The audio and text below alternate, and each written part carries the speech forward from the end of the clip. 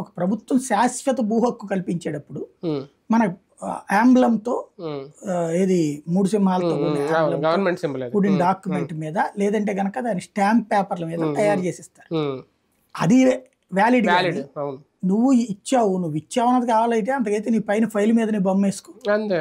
అంతేగాని original paper మీద నీ బొమ్మ ఏంటి చండాలంగా. అదే మైనస్. అది ఈ పిచ్చ ఫోటోల పిచ్చ ఎవడో గాని ఆ దరిద్రుడు సలహా ప్రతి దానికి ఫోటోలు పెచ్చే ట్యాబుల మీద అంటే సరే, పుస్తకాలు బ్యాగుల మీద కూడా, బ్యాగుల మీద ఏంటి చండాలంగా, అదే కదా, ప్రతి బ్యాగ్ మీద జగనన్న కిట్ అని చెప్పి రాసుకోవడం ఏంటి. ఆ షూలో ఒకటి వదిలేశారు. కానీ ఫైనల్ గా ఒక 150 మంది ఎమ్మెల్యేల రాజకీయ భవిష్యత్తును ఈ నిర్ణయాలతో తాకట్టు పెడిసారా జగన్ గారు? ఆ ఫీలింగ్ అయితే వాళ్ళు ఉన్నారు. ఖచ్చితంగా అంటారు. భవిష్యత్తులో గనక అవతల వేరే ఆప్షన్ వచ్చింది అనుకోండి బలమైనటువంటిది, అటు వెళ్ళిపోవచ్చు కూడానేమో. అంటే కనుచూపు మేర కోలుకుంటామనే ఒక ఆప్షన్ దగ్గర కనిపించకపోవడమేనా? ఇప్పుడే కదా 5 ఏళ్ళే, ఇంకా 5 ఏళ్ళు ఉంది కదా. మరి 11 స్థానాలకు అయిపోయింది, లేస్తామో లేవో. కిందసారి 23 వచ్చినటువంటి వాళ్ళు అట్లాగే అనుకుని ఉంటారు కదా.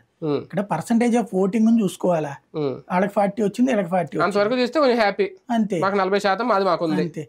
దాన్ని ఇక చూసుకోవాల్సింది ఏంటంటే జాగ్రత్తగా ఇప్పుడు జగన్ వ్యవహార శైలి మీద ఆధారపడు. తను అందరితో కలుస్తా, ఫీడ్బ్యాక్ తీసుకుంటా, పార్టీ కార్యకర్తలకి మీద జరుగుతున్న దాడుల సందర్భంలో వాళ్ళకి లీగల్ సపోర్ట్ చేస్తా, అట్లాగే వాళ్ళకి సంబంధించినటువంటి చట్టపరమైన సపోర్ట్ చేసుకుంటా, ఇవన్నీ చేసుకుంటే నిలబడుతుంది.